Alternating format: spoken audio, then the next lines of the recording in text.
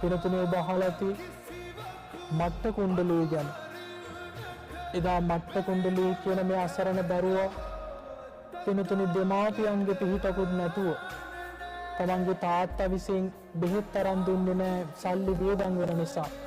පිනතුනේ ලෙඩ ඇඳේ ලෑලි ඇඳක නිවසෙන් පිටත තියලා තිබුණා.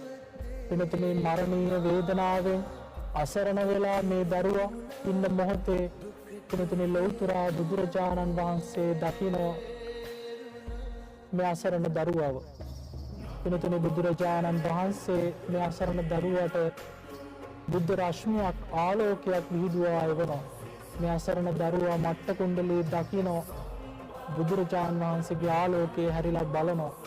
බුදුරජාණන් වහන්සේගේ දෙතිස් මහා පුරුෂ ලක්ෂණ වලින් යුක්ත සුන්දර රූපකාය මට්ට කුණ්ඩලී දකින්න පින්නතුනි අප්‍රමාණ සතුටු වෙනවා.